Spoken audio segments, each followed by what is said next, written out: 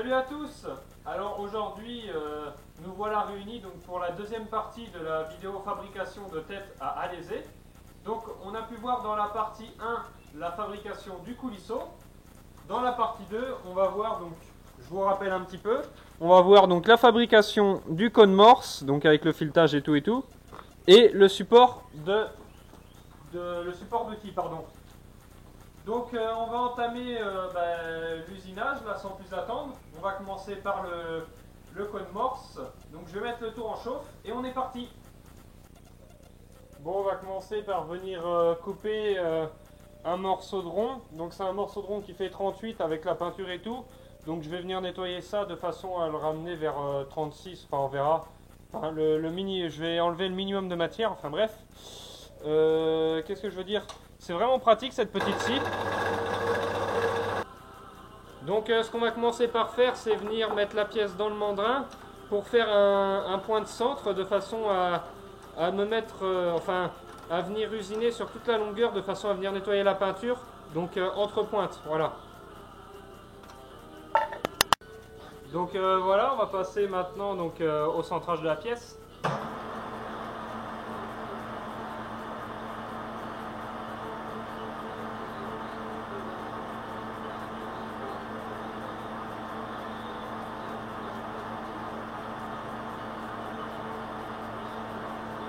Donc je viendrai dresser la face une fois que j'aurai enlevé donc toute la peinture du côté.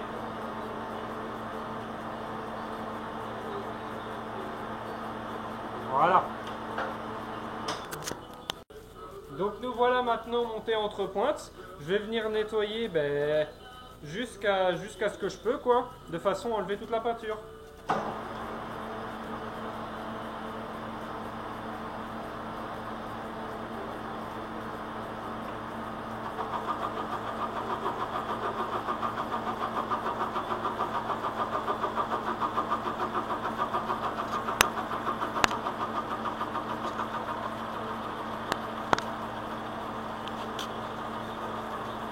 Donc là pour l'instant j'enlève que la peinture, il y a vraiment épais de peinture sur ce morceau de ferraille.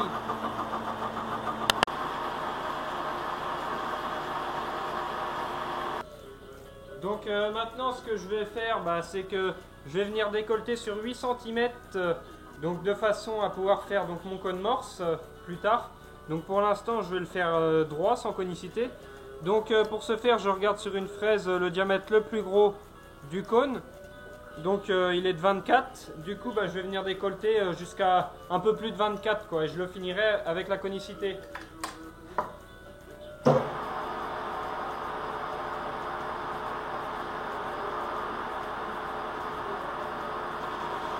Donc j'ai réglé aussi ma butée, donc du coup ça va s'arrêter tout seul au bout de 8 cm.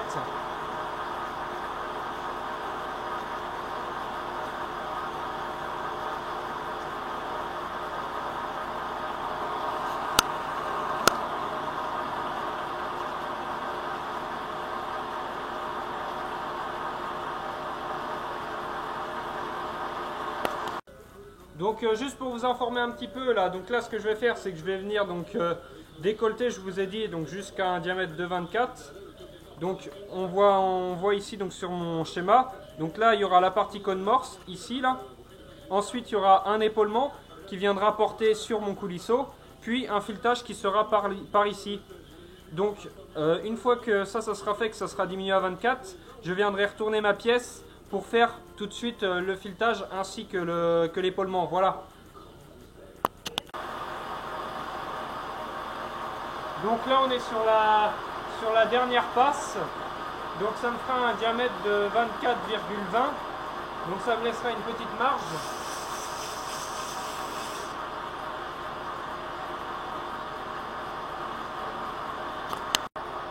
Donc en faisant très attention, je viens un petit peu nettoyer, enfin polir un petit peu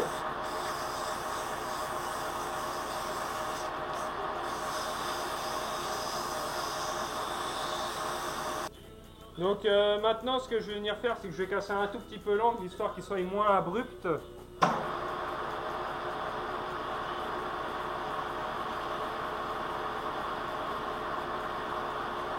Allez, voilà, comme ça, impeccable.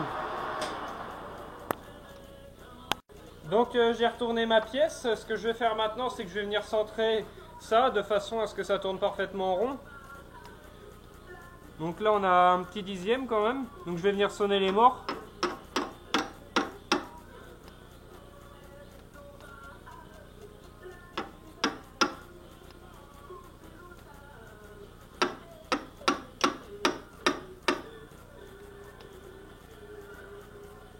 J'ai quasiment plus rien.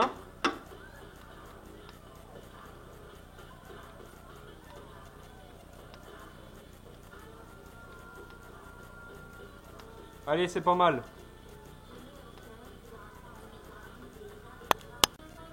Donc là, je vais faire maintenant venir effectuer la partie du filetage, Donc pour ce faire, je vais venir décolleter là jusqu'à 30 mm.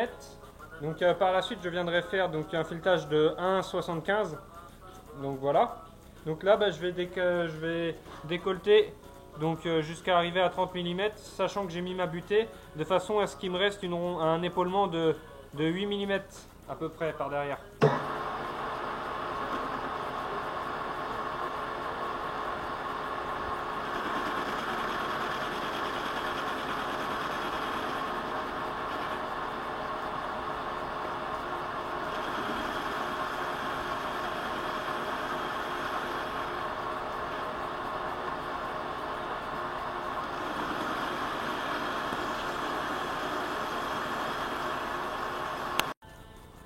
Bon, ce que je vais venir faire maintenant, c'est une gorge de façon à pouvoir faire mon filetage par la suite.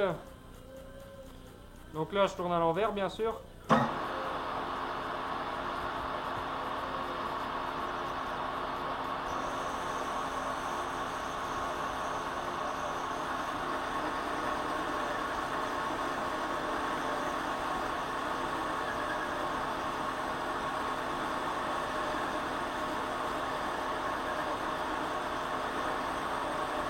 Donc voilà. On va la faire un peu plus large.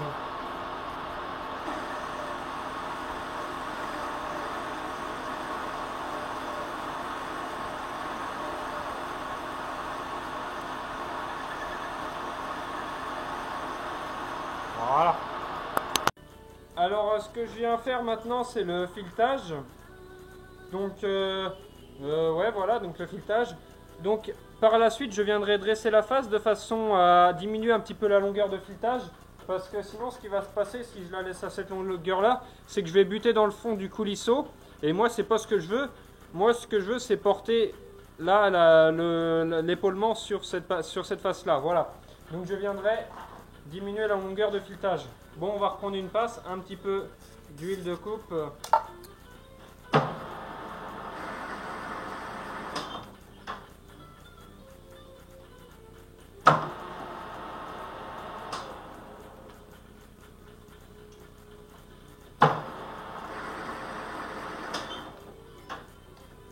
Et ainsi de suite.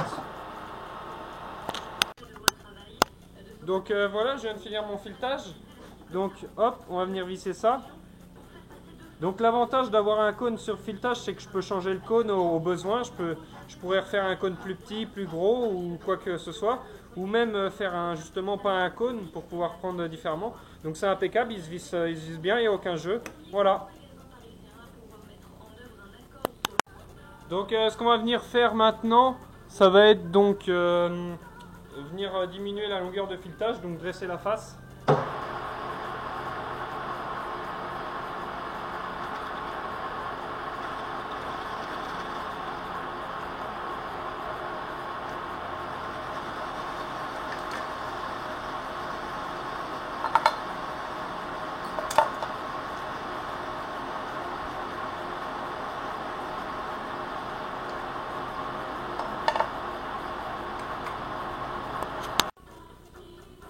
Donc je suis venu monter mon coulisseau sur mon sur mon filetage. Ce que je vais faire, c'est que là je vais venir le rectifier maintenant qu'il est donc monté dans mon cône quoi. Donc je vais venir rectifier la face là. Normalement ça devrait tourner pas trop mal, on va voir ce que ça donne. Donc je vais venir rectifier tout ça.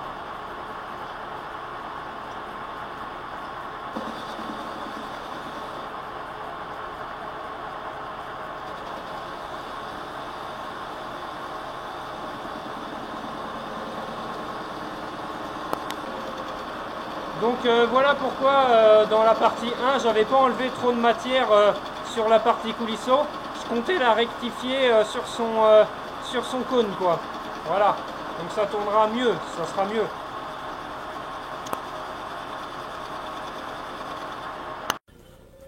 Donc voilà, je suis venu donc réaliser donc la face ici. Donc comme on peut voir, bah, c'est vachement propre. On voit même plus la queue d'aronde. On sent rien du tout. Donc ce que je vais faire là, c'est que je vais enlever de la matière un petit peu là parce que j'ai moitié trop épais d'épaisseur. Ça sert à rien de faire un si gros. Enfin, j'ai plus de 2 cm de filetage de vis pour tenir mon porte-outil. Donc c'est pas nécessaire. Je vais enlever un petit peu d'épaisseur là.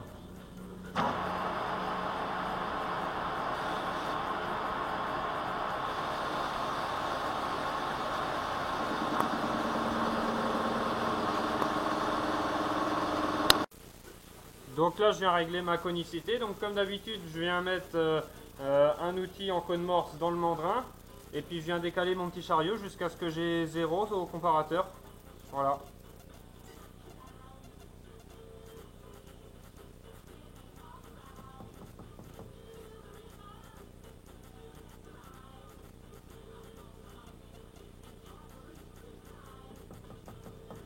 Donc jusqu'à avoir 0.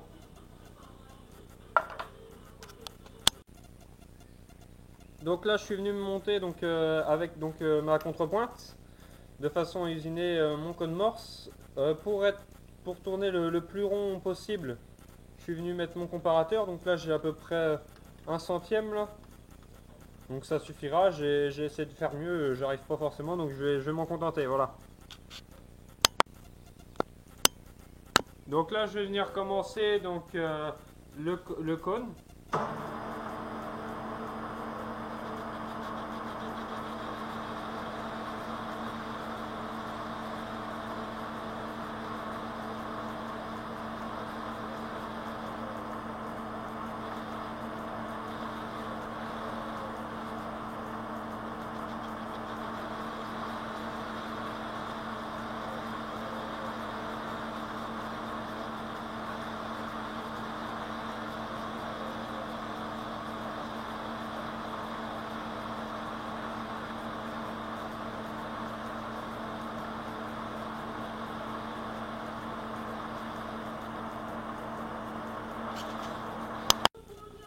Donc j'ai maintenant fini mon cône, donc je vais venir le nettoyer un petit peu.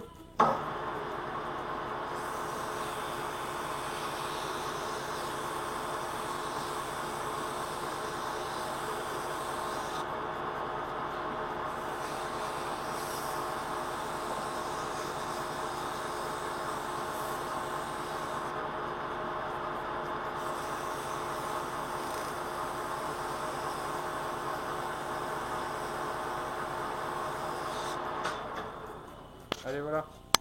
Donc ce qu'on va faire maintenant, c'est qu'on va venir percer donc d'abord à 6, puis après à 10, de façon à tarauder à 12.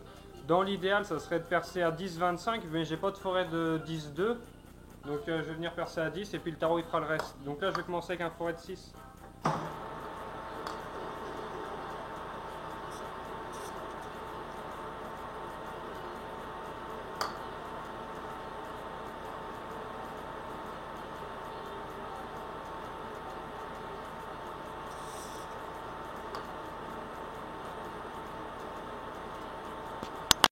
Donc je vais venir percer à 10 maintenant.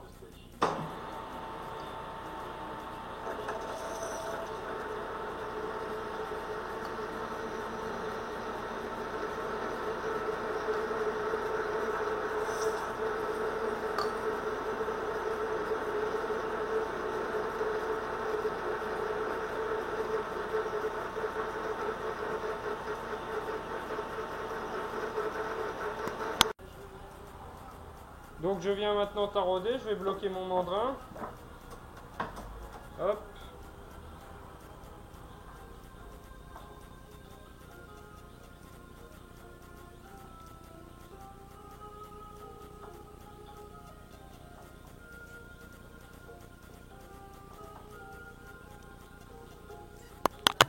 Donc on a maintenant fini donc, la partie cône morse, donc on va venir leur fixer sur la coulisse. Donc c'était donc cette pièce là, la pièce 1. Donc maintenant on va faire, donc on va réaliser le porte-outil, donc la pièce 4, et après elle sera finie. Donc voilà, je suis venu visser mon cône donc sur mon coulisseau. Donc on va venir mettre ça dans la perceuse. Donc on peut voir qu'il colle bien. Et il tourne très très droit quoi, voilà, impeccable. Donc bien sûr, quand j'usinerai des choses avec, je viendrai mettre le tirant donc dans la fraiseuse, hein. Donc là, je viens encore couper un morceau de rond là de façon à faire mon porte-outil.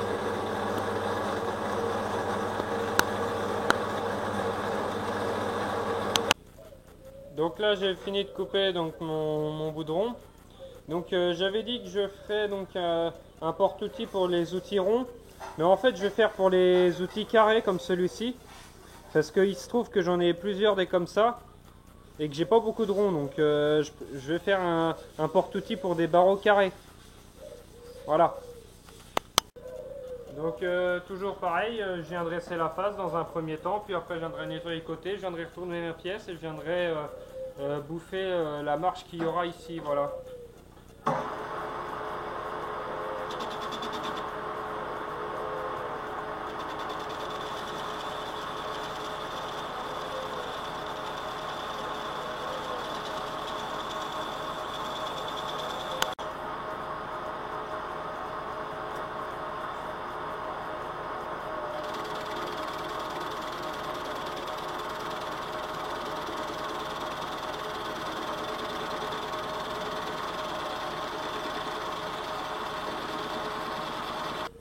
Donc là, pareil, je suis venu donc retourner ma pièce, régler au comparateur de façon à ce que ça tourne droit, de façon à ce que quand j'élimine la marche, je ne reprenne pas sur ce côté qui est déjà propre. Voilà. Donc on va venir faire sauter la marche.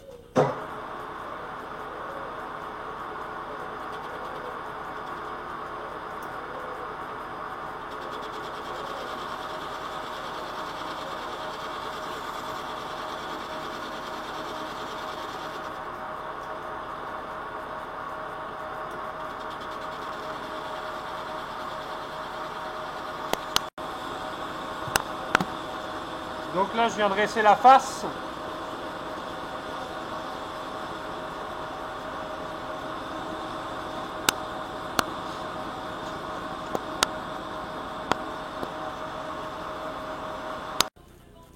Donc je vais faire un centrage, de toute façon toujours pareil à venir usiner donc par la suite.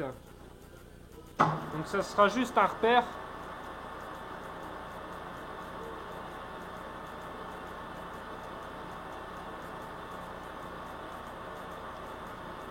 Allez voilà, c'est suffisant. Donc là ce que je vais faire c'est que en fait j'ai mis donc le bout de ma pastille tout à fait dans le bout du centre. Je vais venir tracer en fait vu que je sais que donc au niveau de mon coulisseau j'avais percé donc avec des trous donc un anthrax de 12. Et bien tout simplement je vais venir faire donc avec mon vernier d'avance de façon à avoir 12 mm et je viendrai rayer sur ma pièce. Voilà. Donc là je vais compter le nombre de traits. 1, 2, 3, 4, 5, 6, 7, 8, 9, 10, 11, 12. Voilà. Donc là, je vais venir rayer tout simplement, hop, comme ça. J'aurai plus qu'à faire donc une ligne médiane et venir donc donner un petit coup de pointeau à cet endroit-là. Donc pareil pour les deux côtés.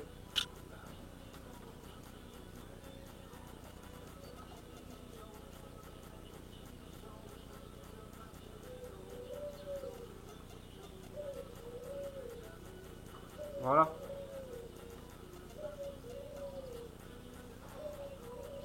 Donc ça y est, je suis venu enlever ma pièce de mon mandrin. Donc je sais pas si vous allez voir un petit peu mes traçages.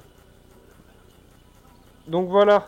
Donc maintenant j'ai plus qu'à faire une ligne là qui passe par le centre et qui passe par les traits et venir faire des coups de pointeau et venir percer puis tarauder. Voilà. Enfin non, pas tarauder justement, ce sera des trous lisses. Donc avant de venir percer mes 5 trous, enfin ou plutôt mes 4 trous, on verra après, je vais venir faire donc deux plats donc sur ce rond. Donc là j'ai pris la grosse fraiseuse, donc on va voir ça.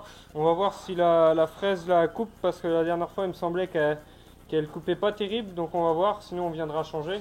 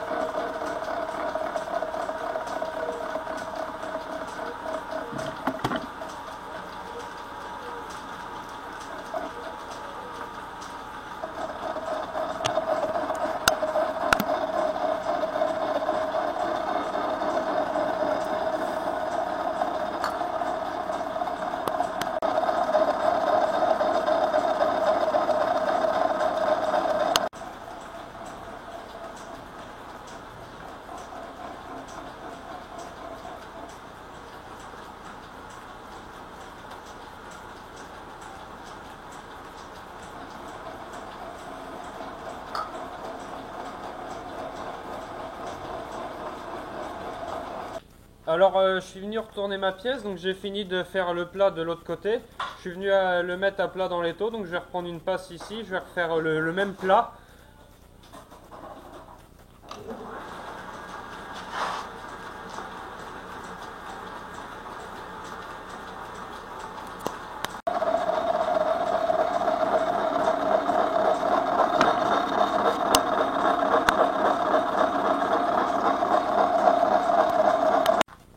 Donc pour savoir quand mon plat il est le même que l'autre côté, ce que j'ai fait c'est que j'ai pris en fait la longueur entre ici et ici sur l'autre plat. C'est pas très précis mais bon ça suffit amplement. Donc je suis venu serrer je suis venu serrer mon pied à coulisse à cette distance là. Et donc là je regarde de temps en temps là quand est-ce que j'y arrive. Donc là j'ai encore de la marge.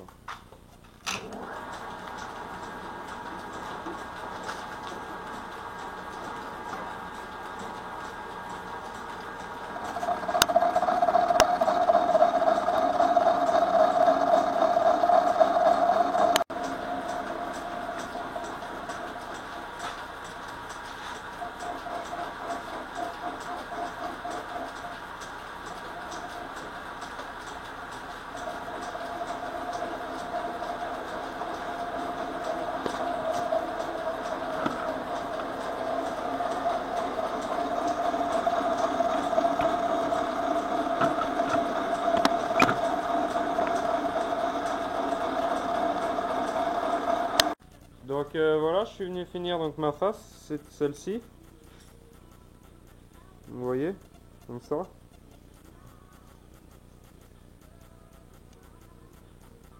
Voilà, donc on va passer maintenant au perçage. Donc ce qu'on va venir faire maintenant, c'est qu'on va venir donc centrer donc les 4 trous. Je dis bien 4 et non pas 5 parce qu'en fin de compte, il y a un trou qui va tomber donc dans la rainure donc qui servira à tenir l'outil. Donc on verra ça par la suite.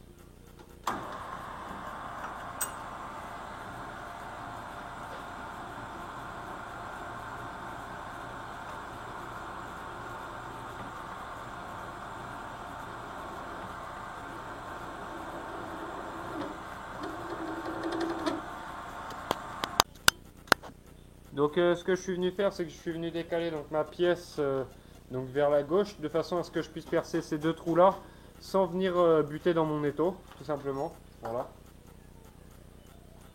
Parce que les trous, je les fais débouchants.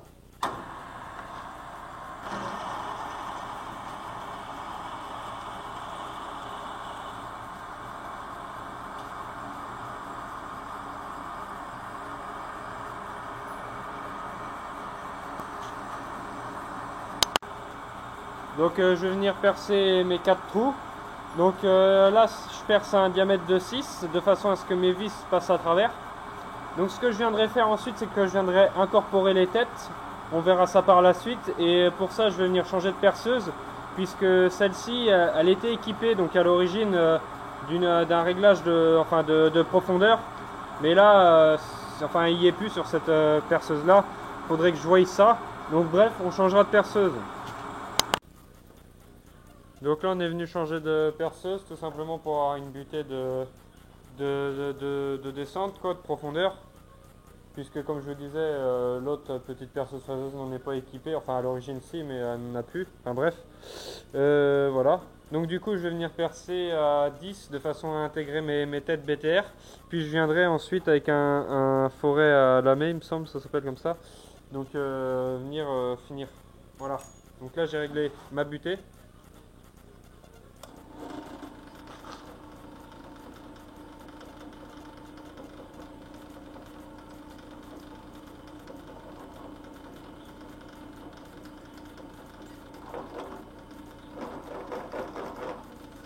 Donc là, par contre, il va, comment dire, il va venir déboucher sur le côté vu que le trou est trop près du bord, mais c'est pas grave.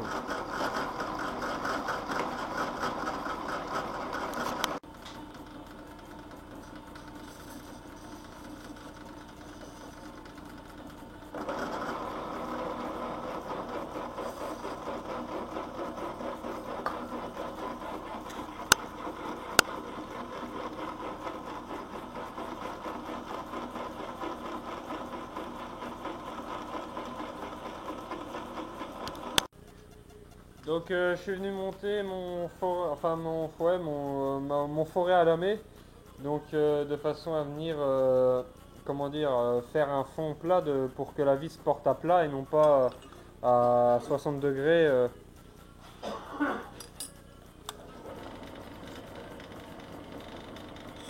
Faut voir si ça coupe bien ou quoi. Donc pareil, j'ai réglé ma butée de façon à pas aller trop loin et de faire les 4 trous pareil, quoi.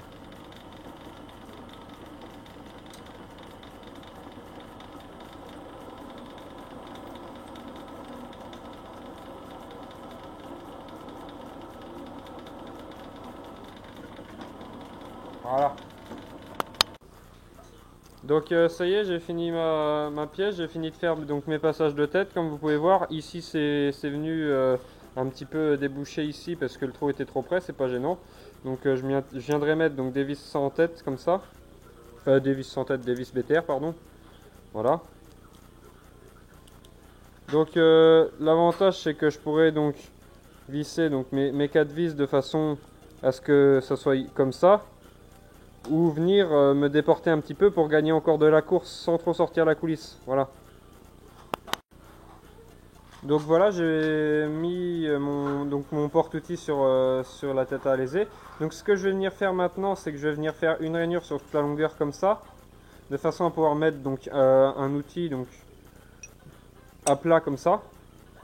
Comme vous le voyez là, la tête de vis elle arrive là, donc j'ai largement la place de mettre un outil quoi par derrière sans toucher aux têtes de vis, voilà. Et donc là j'ai pas percé tout simplement pour faire aussi une rainure pour mettre un couteau donc verticalement pardon, verticalement comme ça, voilà. Donc c'est ce qu'on va faire sans plus attendre là, on va passer ça à la fraiseuse pour faire donc une rainure comme ça et comme ça, voilà. Et donc par la suite on viendra mettre donc des vis de serrage sans tête comme ça sur le côté, donc pour serrer l'outil. Donc là j'ai monté donc une petite fraise de diamètre 10 donc dans mon porte-fraise que j'avais fait donc à l'époque exprès pour les fraises de diamètre 10. Voilà. Donc on va venir faire une rainure sur cette face-ci là.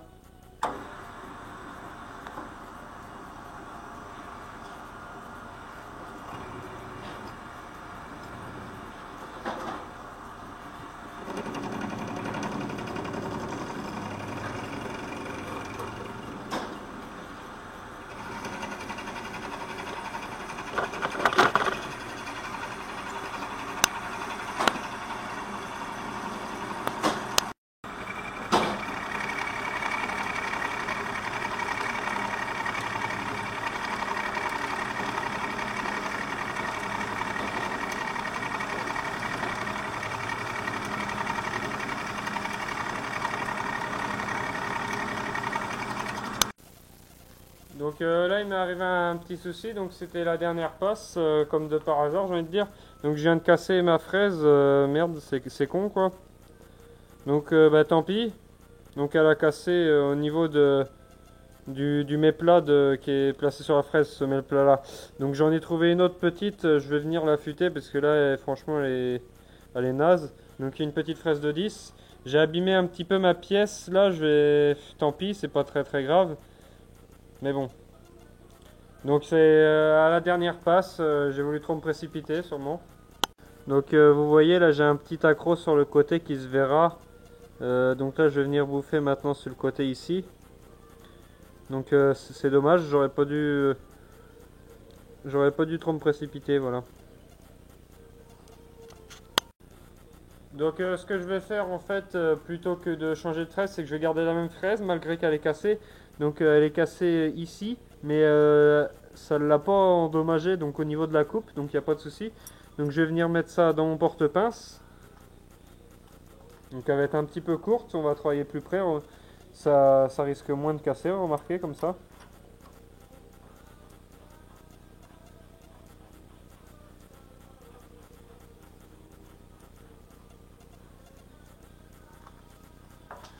Hop.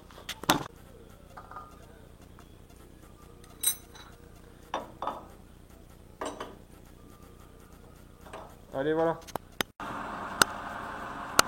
Donc on va venir finir quand même, fignoler.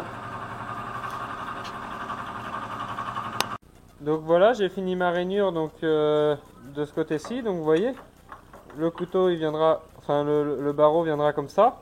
Donc je viendrai mettre des vis de serrage sur le côté. Et puis je viendrai affûter donc, mes barreaux en fonction de ce que j'aurai à faire. Et puis voilà. Donc ce que je vais faire maintenant, c'est la rainure dans le sens vertical. Donc je suis venu mettre ma pièce donc à 90 degrés de la table quoi. Donc je vais venir faire maintenant ma rainure ici.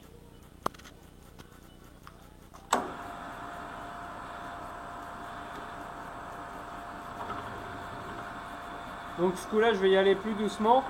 En plus ma fixation dans l'étau est pas terrible donc je vais y aller doucement.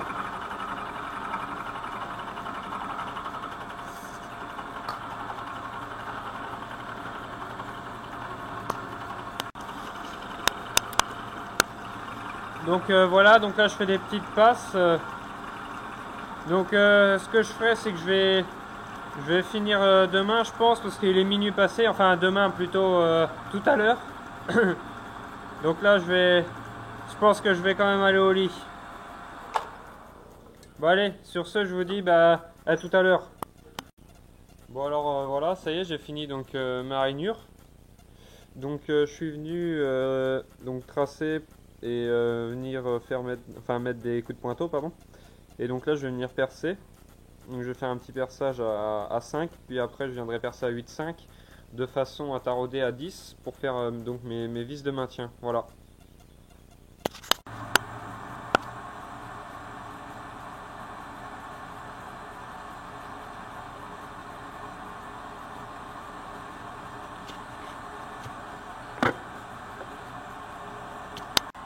Donc je viens percer maintenant un diamètre de 8,5. Mon forêt tourne un peu vite mais bon c'est pas grave. Pour bien faire faudrait que je change la vitesse. Mais bon ça va y aller comme ça.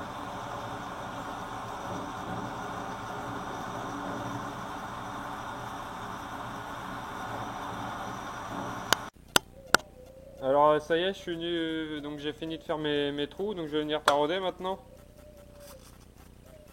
Hop.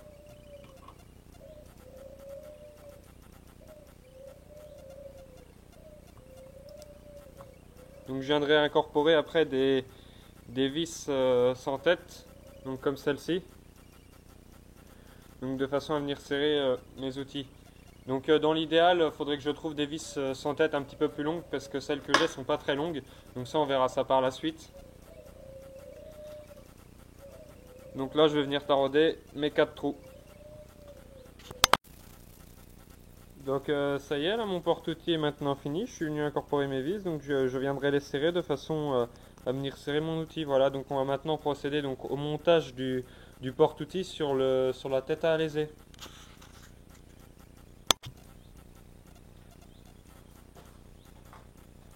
Donc voilà, j'ai fini donc ma tête à alaiser, je suis venu monter le porte-outil, je suis venu tout monter quoi. Donc je vais vous faire voir ça de plus près. Donc vous voyez, donc là ici viendra l'outil, donc bien sûr je viendrai le couper donc en conséquence de la pièce que j'ai à faire. Je viendrai aussi l'affûter en conséquence. Donc là je peux, c'est-à-dire que là donc hop, soit je pourrais choisir de mettre l'outil comme ça, donc verticalement, non horizontalement pardon, ou soit je pourrais venir le mettre comme ça avec les deux vis de serrage. Donc là bien sûr il faudra le couper, hein. Voilà, donc ça sera à voir.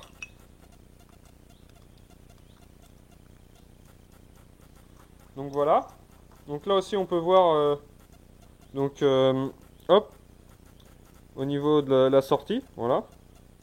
Donc après à venir serrer les vis de blocage quoi, voilà. Je pourrais aussi, sans trop sortir la coulisse, comme je vous disais, faire le choix de décaler plutôt mon porte-outil. Donc on se rappelle là, hop, alors on rappelle donc les vis qui sont dans le fond, donc sont à un même anthrax. Je pourrais donc venir, hop, me décaler d'une vis au besoin, voilà. Donc voilà. Donc pour finir, je suis assez content de moi. J'ai réalisé une belle petite tête à alaiser. Donc voilà. Donc ce que je vais faire, c'est que je vais vous laisser, puis je vous dis à la prochaine, en espérant que dans une de mes vidéos, vous me verrez servir de cet engin-là, quoi. Voilà. Allez, à plus. Donc par la suite, ouais, j'ai oublié, par la suite, je viendrai peut-être donc faire un nouveau porte-outil pour du barreau rond. Donc voilà, bon bref, donc je mettrai des photos donc juste à la suite, juste après. Et puis je vous dis à la prochaine.